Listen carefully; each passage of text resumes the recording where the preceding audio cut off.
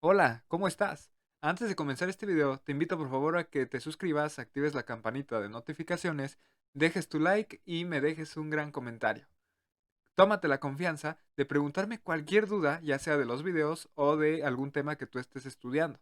Si por ejemplo algún día tú dices, hoy como que no entendí mucho la clase de X cosa, bueno pues voy a decirle a Emilio que me eche la mano y que haga un video hablando de X cosa. ¿Y qué crees? Que con todo el gusto del mundo voy a preparar un video para ti. Así que, ¿qué esperas? Solamente tienes que comentar.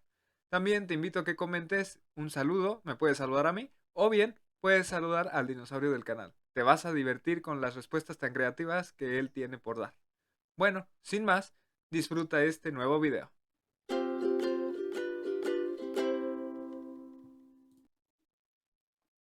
Hola a todos y bienvenidos a este nuevo video de su canal Deshilando Mates. ¿Cómo te encuentras el día de hoy? Yo espero que te encuentres genial. Bueno, vamos a seguir trabajando con nuestro temita de la transformada Z. Cada vez vamos avanzando más en este tema y ¿qué crees? Que como telenovela cada vez se pone más interesante, ¿verdad? Bueno, pues, ¿qué vamos a ver el día de hoy, Emilio? Bueno, pues hoy vamos a ver un ejemplito más, y vamos a empezar a hablar muy brevemente de algo que se llama región de convergencia, alias ROC, ¿no? Entonces, eso es lo que vamos a estar viendo el día de hoy. ¿Cuál es el ejemplo que vamos a estar resolviendo, Emilio? Bueno, te lo voy a escribir, mira. Nosotros vamos a encontrar la transformada Z de la secuencia f de n, de la secuencia f de n igual a n, así, tal cual, ¿no? Entonces nosotros tenemos que hallar su transformada z, ¿no? Hallar la transformada z de n. Ok, entonces vamos a resolver esto por la definición de la transformada z. Lo único que tenemos que hacer es reemplazar. Ya sabemos que esto de aquí es una secuencia. Ya hablamos de qué eran las secuencias, de cómo se describían y de qué eran el principal objeto de estudio de la transformada z.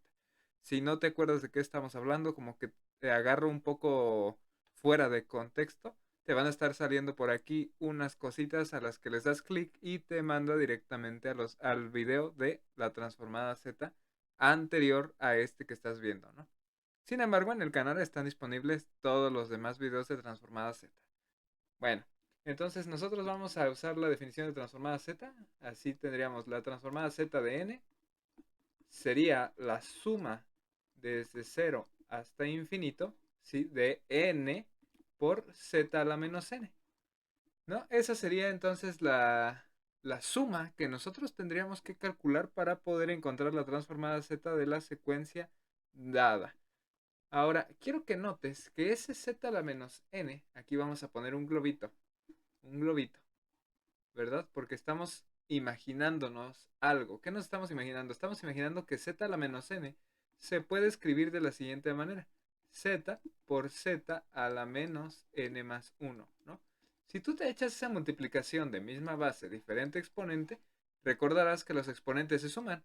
Y como aquí tengo menos, aplicando la propiedad distributiva yo tendría menos n menos 1 más 1, que es la potencia de esta z, entonces me quedaría menos 1 más 1, 0. Y me vuelve a quedar únicamente el menos n original. Entonces esta es una forma alternativa de escribir z a la menos n, ¿verdad? No hay nada nuevo, todo tranquilo, es un truquillo algebraico. Hmm, Emilio, como que tú nunca nos haces trucos. ¿Qué onda? ¿Andas de mago o por qué hoy las ganas de hacer truquillos? Ah, no, mira, es que ese truco lo vamos a estar usando para nuestra transformada z de interés, mira. Vamos a reemplazar, ¿sí?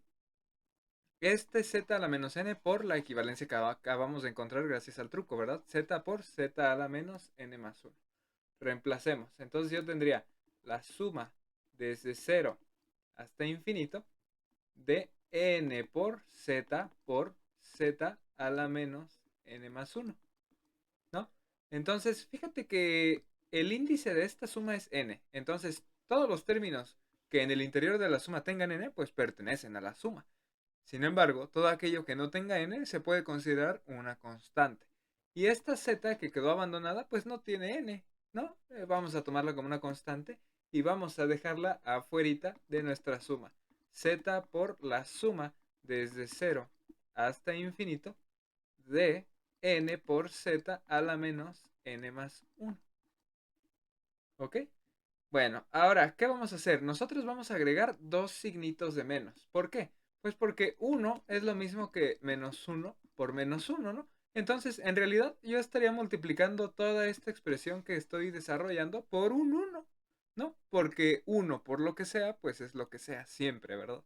Entonces, pues vaya, Emilio, a ver, entonces cuando tú multiplicas eso por uno, eso sería como poner dos signitos de menos aquí, ¿no? Porque esos dos signos de menos al multiplicarse se convierten en un signo positivo. Pero otra vez, Emilio, no entiendo qué estás haciendo. Como que ya me estás confundiendo y me estás quitando las ganas de estar viendo este video. No, tranquilo. ¿Tú te acuerdas de tu curso de cálculo diferencial cuál es esta derivada? A ver si te acuerdas, ¿eh? ¿Cuál es la derivada de x a la n? Ah, bueno, pues te acuerdas que había una reglita, ¿verdad? De que el exponente bajaba a multiplicar y le restabas uno, ¿no? Ah, bueno, pues esto sería n por x a la n menos uno, ¿verdad? Ok, esa era nuestra reglita que nosotros teníamos. Entonces, quiero que tú veas que nosotros tenemos algo muy similar aquí. Un número que bajó a multiplicar y algo a donde más o menos le restas un uno, ¿no? No, Emilio, como que no le veo la forma. Se me hace que me estás cuenteando. No, mira, fíjate bien. Nosotros en lugar de tener x a la n, si tuviéramos z a la menos n, su derivada respecto de z, ¿sí? ¿Cuánto valdría? Bajo el menos n a multiplicar, z a la menos n, pero le restas uno, ¿no? Y a poco no, este menos, al usar propiedad distributiva, haría negativo esto del paréntesis. O sea, menos n menos uno. Ah, ya, Emilio. Ok, entonces hiciste todo este artilugio para formar aquí la derivada de z a la menos n. Efectivamente, estimado viewer. Hicimos ese truco para tener aquí la derivada, ¿no? Mm, no entiendo para qué hiciste el truco, Emilio, pero bueno, si tú lo dices. Ahorita verás por qué es importante haber hecho ese truco, mira. Entonces nosotros tendríamos menos z, ¿sí? La derivada respecto de z de la suma desde n igual a 0 hasta infinito de z a la menos n. Wow. En realidad, esa derivada iba dentro de mi suma, ¿verdad? Quiero aclarar eso. Derivada respecto de z a la menos n. Y ahí sí, cuando tú derivas esto respecto de z, entonces ahora sí obtienes menos n, z a la menos n menos uno. Sin embargo, recuerda que es lo mismo la suma de las derivadas que la derivada de la suma, por la propiedad lineal, ¿no? Que tiene el operador derivada. Entonces, por eso es que este derivada respecto de z, sin ningún problema, puede estar fuera de mi sumatoria en este caso. ¿Ok? Entonces, no hay ningún problema. Entonces, bajo este prisma, dirían los que saben mucho, tendríamos menos z por la derivada respecto de z de una serie, la suma desde 0 hasta infinito, de, fíjate cómo voy a escribir el z a la menos n usando las leyes de los exponentes, 1 entre z a la n. ¿Estás de acuerdo en que es lo mismo? Porque esto de aquí es z a la menos 1 y potencia de otra potencia se multiplican, ¿verdad? Menos 1 por n sería este menos n. Es pura álgebra de la que tú ya te sabes, ¿no? Entonces, fíjate que esto de aquí, únicamente esto de aquí, es una serie geométrica con razón 1 entre z, ¿no? Entonces, ya hemos platicado en videos anteriores qué onda con las series geométricas. Esa serie geométrica va a converger solamente si el valor absoluto de la razón es menor que la unidad, que el 1 de toda la vida, ¿verdad? Entonces, si el valor absoluto de la razón, que en este caso es 1 entre z, es menor que 1, entonces esa serie convergería a, aquí le vamos a poner la suma desde 0 hasta infinito de 1 entre z a la n, pues sería lo mismo que el primer término 1 entre 1 menos la razón, que es 1 entre z. Y si tú haces ahí un poquito de algebrilla, tú obtendrías z entre z menos 1. Pero eso solamente tiene sentido verlo así si el módulo o bien el valor absoluto de mi razón es menor que 1. Si ese resultado es mayor que 1 o alguna otra cosa rara, mira, ni nos metemos en complicaciones porque no estaría definida mi transformada z. Este es el caso en el que esto está bien definido y podemos definir, valga la redundancia, a mi transformada z, ¿verdad?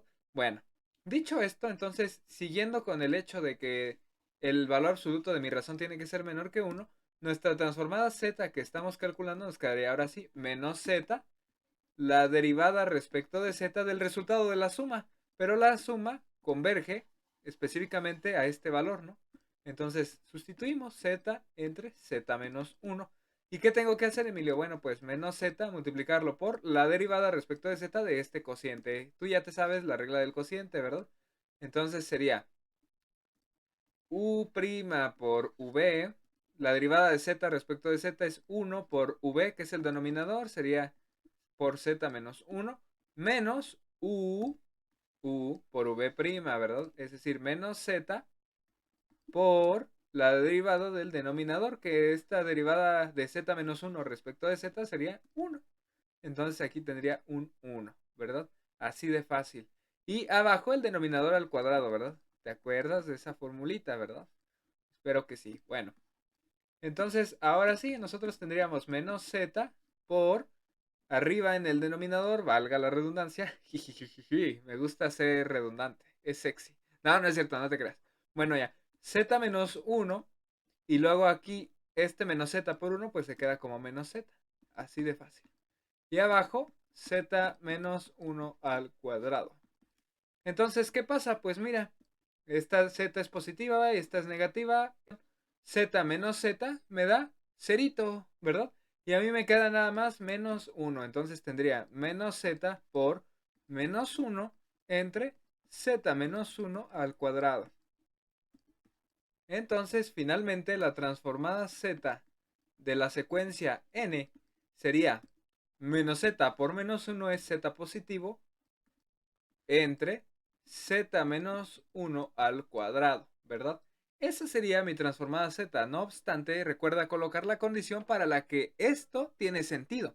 Tiene sentido decir que la transformada z de esta secuencia n es z entre z menos 1 al cuadrado, siempre y cuando, ¿sí?, el valor absoluto de 1 entre z, que era la razón, sea menor que 1. Ahora, usando un poco de álgebra de valor absoluto, tú puedes reescribir esta pequeña desigualdad como que el valor absoluto de z sea mayor que 1. Y esa sería la condición que se tiene que cumplir para poder decir que en efecto el resultado que encontramos es la transformada z de nuestra secuencia n. Así es. Y listo, ya terminamos el ejemplito que hemos visto, ¿no? Emilio, ¿y para qué vimos este ejemplo? O sea, como práctica está cool, qué padre. Pero, ¿y ahora? Recordarás de los videos anteriores que siempre estábamos recordando y recordando una y otra vez la condición de convergencia de la serie geométrica que aparecía para la transformada z, ¿verdad? Siempre, siempre, siempre eran cosas cuya estructura era similar a esta que tenemos aquí. Valor absoluto de z mayor que algo o menor que algo. Como que salían cosas así, ¿no? Hmm, tienes razón, Emilio, no me había fijado en eso. Entonces quizás deberíamos de analizar el valor absoluto de la variable compleja z, ¿no? Y ver pues qué onda con esa región. A lo mejor nos delimita alguna región en algún plano que no estamos viendo y que a lo mejor eso nos facilitaría la vida un poquito. ¿Cómo ves? Sí, tienes toda la razón. Eso es lo que vamos a hacer.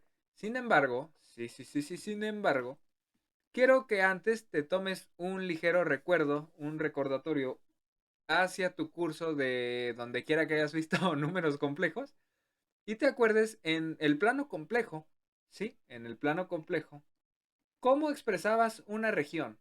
Aquí tú tenías a la parte real de un número complejo z y acá tenías a su parte imaginaria de un número complejo z, de modo que si tú graficabas un puntito le asignabas un vector a ese número complejo z, ¿no? Que bien, ese punto tenía coordenada parte real de z, coma, parte imaginaria de ese mismo número complejo z, ¿no? Eso era un poquito. Ahora, ¿cómo describo regiones en el plano complejo? Cuéntame, a ver, échale. Ajá. Ok, ¿qué otra manera teníamos? Ándale, exacto, esa me gusta. Mediante lo que conocemos como lugares geométricos. ¿Lugares qué? Lugares geométricos. Te recuerdo, un lugar geométrico es un conjunto de puntos que cumplen una condición. Por ejemplo, te voy a decir uno que tú conoces muy bien. El conjunto de puntos cuya distancia al origen es siempre constante. Una constante llamada radio. A ver, Tengo un conjunto de puntos cuya su distancia al origen siempre es una misma. Ah, ok, y como su distancia es r, constante. Ah, es una circunferencia, Emilio. Exactamente. Todos los puntos que conforman la circunferencia son, en efecto, un lugar geométrico. Ok, bueno. Fíjate que nosotros podemos usar esa situación del lugar geométrico para describir regiones en mi plano complejo, ¿verdad? Entonces, si yo tengo el siguiente plano, fíjate que yo podría definir varias cosas. Por ejemplo, esto de aquí que nosotros tendríamos, fíjate que te dice, mira, el módulo de tu número complejo z siempre tiene que ser positivo. ¿Y cuál era el módulo? ¿Te acuerdas? Su magnitud, vaya, es un sinónimo, ¿verdad? Entonces, ¿cómo medíamos nosotros el módulo de un número complejo? Pues si aquí tengo el número complejo A y parte real A y parte imaginaria B, ¿no? Ahí está. Ah, bueno, pues se le asignaba un vectorcito y resultaba que el módulo de este número complejo z, ¿no? No era más que la raíz cuadrada de la parte real de ese número complejo z al cuadrado más la parte imaginaria de ese número complejo z al cuadrado, ¿no? Ese es el módulo. Entonces, fíjate qué es lo que te está diciendo esta condición. El módulo de esta z, de este número complejo, siempre tiene que ser mayor que 1. Hmm, ¿Qué quiere decir entonces eso, Emilio? Bueno, pues quiere decir lo siguiente, mira. Que si nosotros tenemos, por ejemplo, no sé, imagínate que un número complejo con magnitud 1 llega hasta aquí, ¿no? Ese tiene magnitud 1. Entonces, a mí lo que me interesa es el conjunto de todos los números complejos cuya magnitud sea mayor que 1 siempre, forever, ¿no? Entonces, ¿yo qué tendría que hacer? Pues primero ver cuál es la región que abarca todos los números complejos de magnitud 1. Entonces, quiere decir que yo estaría hablando de puros números complejos de magnitud 1, ¿no? Hacia arriba, hacia abajo, hacia la derecha, hacia la izquierda, formando entonces una circunferencia de radio 1. Mm, Entonces, si dentro de mi circunferencia de radio 1 están todos los números complejos cuya magnitud es 1, es decir, este radio de esta circunferencia vale 1, entonces todos los números complejos cuya magnitud es siempre mayor que 1, ¿sí? O sea, siempre mayor que el radio de esta circunferencia, entonces quiere decir que estoy interesado en todos los números complejos ubicados al exterior de ese círculo de radio 1. Todo lo que esté fuera cumple con la condición de que tiene un módulo, una magnitud siempre mayor que 1. Y entonces, así describí yo la región de convergencia de esta transformada z que yo estaba haciendo, ¿no? O sea, esta transformada z va a converger para todos los números complejos z que estén en el exterior del círculo unitario. ¿Por qué? Pues porque cualquier número en el exterior del círculo unitario tendrá magnitud mayor que 1. Ay, Emilio, wow. Está bien, bien, ay, bien loco, Emilio. Ya iba a decir otra cosa. Wow. Entonces, en general, Emilio, ¿cómo estaríamos haciendo esta situación? Bueno, pues mira, en general, quiero que centremos nuestro interés en la variable compleja z. ¿Cómo definimos esa variable compleja z? ¿Te acuerdas del primer video de la transformada de Laplace y la transformada z que hicimos, donde las introdujimos y decíamos, pues es que en realidad la transformada z es la transformada de Laplace, pero para un dominio discreto y bla, bla, bla? Ahí dijimos que z era una variable compleja que surgía de hacer esto, ¿no? E a la st. Entonces, resulta que como s era la variable compleja, pero de la transformada de Laplace, pues esta s también es un número complejo, ¿no? Que va a tener su parte real sigma minúscula y su parte imaginaria omega, ¿no? Omega j o j omega, ¿no? J es la unidad imaginaria, la raíz cuadrada de menos 1 y omega pues es la parte imaginaria de este número complejo. Entonces, eso es lo que quiero que veas, que esta S es también una variable compleja, por lo que tiene forma de un número complejo. Tarán. Así de fácil, ¿no? Entonces, si yo saco el valor absoluto de esa Z, ¿no? Yo tendría que sacar el valor absoluto de E a la ST. Y como S era una variable compleja, tendría que sacar el valor absoluto de E a la sigma más omega J, ¿sí? T. Entonces, si yo aplico aquí propiedad distributiva, ¿no? Yo tendría lo siguiente. El valor absoluto de E a la sigma t por E a la omega j t, ¿no? Y por propiedad de los valores absolutos, esto sería el valor absoluto de E a la sigma t por el valor absoluto de E a la j, bueno, omega jt. Omega j t, ¿no? Así de sencillo. Ahora, quiero que te eches un vistazo aquí en este número complejo E a la j omega t.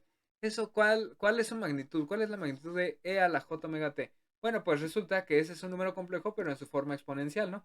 Donde E a la j omega t en realidad es coseno, ¿sí? De omega t más j el seno de omega t, ¿no? Identidad de Euler. Entonces, resulta que cuando tú calculas el valor absoluto de esto, o sea, el módulo, tú tendrías la parte real al cuadrado, coseno cuadrado, más la parte imaginaria al cuadrado, seno al cuadrado. Y por identidad trigonométrica de Pitágoras, seno cuadrado más coseno al cuadrado es 1. Y la raíz cuadrada de 1 es 1. Por lo tanto, el módulo de este número complejo, ¿sí? Este cuate va a valer 1. Entonces, fíjate que para calcular el valor absoluto de mi variable compleja z, o sea, su módulo, basta con encontrar el valor absoluto de E a la sigma t, o sea, de la exponencial a la parte real de la variable compleja s de Laplace por t, ¿no? De este término. ¿Por qué? Porque este término por 1 es este término. Eso es todo lo que tenemos que analizar. Fíjate qué padre, ¿no? Entonces, vamos a analizar tres principales casos. ¿Por qué, Emilio? Porque nosotros estamos acostumbrados al plano de Laplace, ¿no? En donde tenía la parte real de su variable compleja s, la parte imaginaria de la misma variable compleja s, y aquí era en donde tú colocabas los polos, los ceros y todo lo que tu profe te ha enseñado, ¿no? Entonces, fíjate que nosotros aquí teníamos varias situaciones. La parte real de S en realidad es el eje sigma minúscula. ¿Por qué? Porque arriba, acá arribita dijimos que esta sigma era la parte real de la variable compleja S, mientras que omega es la parte imaginaria. Entonces esta im es lo mismo que omega, ¿verdad? Bueno, entonces nosotros vamos a tener varios casos para describir regiones aquí con la transformada de Laplace. La primera es cuando la parte real de su variable compleja es positiva. ¿Eso qué región sería, Emilio? Pues todos estos dos cuadrantes, ¿no? Tanto el primer cuadrante como el cuarto cuadrante. Cualquier número complejo que se posicione en cualquiera de estos dos cuadrantes tendrá la característica de tener una parte real positiva. Sin embargo, quiero que veas que también tenemos otra situación acá, que la parte real sea negativa. Ahora ahí estamos hablando de un segundo cuadrante y de un tercer cuadrante. Cualquier número complejo que se posicione aquí siempre tendrá la característica de tener una parte real negativa. Y por último, también tenemos la siguiente situación, ¿verdad? Que la parte real de plano sea cero. Entonces tú vas a estar siempre sobre el eje imaginario. Esos son los tres casos que yo puedo analizar aquí para ver cómo se comporta el módulo de z, de mi nueva variable compleja de la transformada z, ¿sí? Cómo se mapean cada una de estas regiones del plano S, pero al plano Z. El comportamiento de mi plano Z dependerá de analizar el comportamiento de este valor absoluto. Entonces, pues vamos a darle, ¿no? Ahí va. Fíjate. El primer caso y el más sencillo es cuando la parte real de la variable compleja S de Laplace es 0. ¿Cuánto valdría el módulo entonces de Z? Ah, bueno, pues valdría E a la 0. E a la 0, ¿estás de acuerdo? Porque aquí simplemente sustituyo sigma aquí y vale 0, ¿no? E a la 0 es 1, valor absoluto de 1 es 1. Entonces fíjate que esta primera condición te está hablando de el conjunto de todos los números complejos cuya magnitud siempre es 1, ¿no? ¿Y eso qué es? Pues el círculo unitario, ¿verdad? La circunferencia unitaria. Ok. Bueno, ahorita lo graficamos. Aguántame tantito. Después, el segundo caso, cuando la parte real es positiva. ¿Cómo garantizo que en efecto este número sigma va a ser un número siempre positivo? Ah, bueno, pues digo, mira, sea que sigma valga el valor absoluto de otro número, un número que yo voy a llamar lambda. Lambda es un número real. Lambda es un número real, pero ¿estás de acuerdo que al calcular, perdón, al calcular el valor absoluto de un real, siempre voy a obtener un número positivo. Ay, Emilio, qué trucos tan sucios. Sí, un poquito, ¿verdad? El dinosaurio que ahí luego trae huesitos y me enseña y me dice, mira este trucazo con el hueso. No, hombre. Pero bueno. Entonces, eh, con esta situación yo garantizo que sigma siempre va a ser positivo. Entonces, ¿qué tendríamos? Que el valor absoluto de mi z sería valor absoluto de e a la, valor absoluto de lambda, por t. Entonces, fíjate qué tendría. Tendría la exponencial elevada a un número siempre, siempre, siempre positivo. ¿Por qué, Emilio? La t no me has dicho cómo es, pero acuérdate que la t era la separación entre un impulso y otro. ¿Te acuerdas que eso lo vimos en el primer video? Y obviamente tú vas a definir una separación positiva, ¿verdad? Entonces, esta t también va a ser un número positivo. Entonces, dos números positivos multiplicados darán por resultado un número positivo. Y la exponencial elevada a un número siempre positivo, nunca cero, ¿estás de acuerdo en que siempre va a ser mayor que uno? ¿No? ¿Por qué, Emilio? Porque si tú tienes tu gráfica de la exponencial, la tienes algo así, ¿no? Mira, e a la t. Fíjate que cuando t vale cero, esto vale uno. Aquí está el uno, mira. Pero cuando te enfocas en todo lo que esté a la derecha del cero, es decir, todos los números positivos sin incluir evidentemente a ese cero, todo está por encima del uno. Toda mi gráfica siempre está arriba de ese uno. Dice, pues mira, yo te veo por debajo, papá, ¿no? Yo te veo así como que por debajo de mi hombro. Siempre estoy arriba del uno. Entonces, por eso es que esta expresión siempre va a valer, bueno, siempre va a ser mayor que uno. Ah, ok, Emilio. Caso contrario, ya te imaginarás qué pasa, ¿no? Siempre va a estar debajo del uno. Ah, bueno, pues eso nos va a servir acá, mira. Cuando la parte real es negativa, ¿cómo garantizas ahora que el número que definimos siempre sea negativo? Pues evidentemente siempre hay una manera de arruinar un pequeño lapso de felicidad, ¿verdad? Siempre hay algo que dices, chin, hombre, estaba tan bien y de la nada llegó esto y, ay, como un balde de agua fría me sacó de mi estado de felicidad, ¿no? ¿Qué pasa? Que, bueno, nosotros tendríamos que el sigma era valor absoluto de lambda, ¿no? Y pues ahí el valor absoluto dice, pues mira, yo siempre soy positivo, sí, pero esas dos barritas de valor absoluto te protegen estando dentro de ellas. Pero afuera, ¿qué crees? Ah, ahí no te me vas a escapar.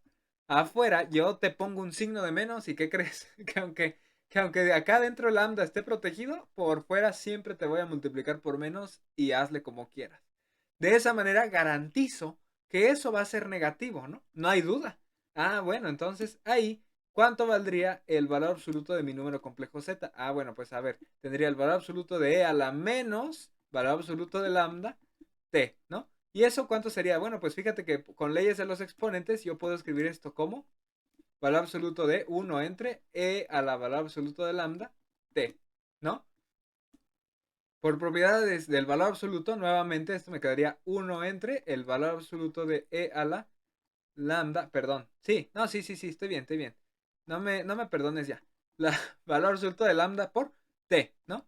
Entonces, eso de ahí, ¿cómo va a ser? Ah, bueno, pues fíjate, 1 entre un número que siempre va a ser mayor que uno, pues híjole, nunca va a rebasar al uno, evidentemente, siempre va a ser menor que uno, ¿verdad? Y eso corresponde a la parte de la curva de acá, lo que siempre está por debajo del uno. Esto siempre va a ser menor que uno, ¿no? Ah, ok, Emilio. Bueno, pues ya acabamos los tres casos. Entonces, ¿cómo razonamos eso, Emilio? Bueno, pues mira, fíjate bien, ya vamos a hacer el mapeo. Híjole, qué bueno está esto, ¿eh? Ahora, yo voy a tener, pero un nuevo plano, en donde aquí voy a tener la parte real de la variable compleja de la transformada z y acá su parte imaginaria. Entonces, fíjate, primer caso, el primer caso. ¿Cuál fue, Emilio? Que la parte real de la variable compleja de Laplace valga cero, ¿no? Eso en Laplace correspondía al eje imaginario. Y en la transformada z, ¿qué pasaba? Ah, bueno, pues que cuando hacíamos ese análisis en la transformada z obtuvimos que la región en el plano z será aquella que describe el lugar geométrico de todos los números complejos z cuyo módulo, cuya magnitud es siempre 1. O sea, todos los números complejos cuya magnitud siempre valga 1, ¿no? Y eso ya lo habíamos platicado arribita, ¿verdad? ¿Eso qué era? Eso era el círculo unitario. ¡Wow! Ahí tenemos al círculo unitario. Fíjate el mapeo que se dio. El eje imaginario, por así decirlo, me lo traje y lo hice un circulito, una circunferencia y lo puse aquí. Ahí está. Hasta los puse en moradito, ¿no? Listo. Primer mapeo. Ahí está, papi. Ya hecho, ¿no? Perfecto. ¿Y ahora qué, Emilio? Bueno, la parte real de la variable compleja S de Laplace es positiva. ¿Eso qué era? El primer y el cuarto cuadrante, ¿verdad? Ok, ¿y cómo nos dio el análisis? Pues que era esta región descrita por el conjunto de todos los números complejos z, cuya magnitud sea siempre mayor que 1. ¿No te recuerdas esa condición de módulo de z siempre mayor que 1 a la condición que vimos acá arriba? Mira, ¿a poco no? Es esta de aquí. Y ya la vimos, ¿verdad? O sea, es todo lo que esté por fuera del círculo unitario, en efecto. Todo lo que, no cambié de color. Todo lo que esté aquí fuera de ese círculo, ¿sí? Corresponderá a estos cuadrantes de acá, ¿no? Finalmente, el último caso era cuando la parte real de la variable compleja S de Laplace era negativa.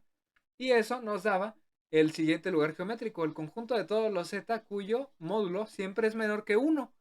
O sea, la longitud de ese número complejo siempre tiene que ser menor que 1. Pero 1 es el radio de mi circunferencia unitaria. Entonces, todos esos puntos van a estar aquí dentro, mira. Dentro de la circunferencia unitaria sin incluir su frontera. ¿Ok? Porque la frontera corresponde al eje imaginario de Laplace, acuérdate. Fíjate cómo ya terminé de mapear un plano con otro. Ya vi cómo se transforma. Esto es lo que hace la transformada Z. El eje imaginario lo comprime en la circunferencia unitaria. ¿Sí? Estos dos cuadrantes de acá que corresponden a la parte real negativa los comprime en el interior de la circunferencia unitaria. Y estos otros dos cuadrantes que corresponden a una parte real positiva los comprime en el exterior de la circunferencia unitaria. Oye, Emilio, que yo ya llevé clase de eso y te falta ahí definir dos frecuencias, ¿no? Una en J omega entre 2 y otra en bla, bla, bla. Y es que te falta esto. Yo sé, pero este es el primer acercamiento para que te des cuenta de cómo está funcionando la transformada Z en las regiones de convergencia que nos dice, ¿no? Entonces, bajo ese prisma, esta condición que nosotros obtuvimos acá de que el valor absoluto de z fuera siempre mayor que 1 equivale a esto de acá, ¿no? Que es siempre en el exterior del círculo unitario. La transformada z de arriba tiene sentido para cualquier complejo que esté siempre por fuera del círculo unitario. ¡Tarán! ¡Au! Me mordió el dinosaurio. Perdón por la interrupción, me mordió. Tiene hambre, ¿tienes hambre, dinosaurio? Bueno, pues, ¿cómo ves? ¿Te gustó este primer acercamiento a la región de convergencia de la transformada Z? Espero que sí. Aquí nos estamos viendo muy pronto con más. No olvides que si quieres que te haga algún video de algún tema de matemáticas, que resolvamos alguna duda o que hagamos cualquier cosa que te guste ver en este canal respecto a matemáticas o plática o demás, aquí me lo puedes dejar en un comentario y con todo el gusto del mundo lo vamos a hacer. Cuenta con ello. De hecho, hubo un chico que ya nos comentó y nos dejó ahí una petición y ese video llegará muy pronto en las aplicaciones de la transformada Z. Así es que solamente tienes que comentar, no sé qué estés esperando. Nos estamos viendo muy pronto con más. Te mando un fuerte abrazo y aquí nos estamos viendo en este canal de Silando Mates. Adiós.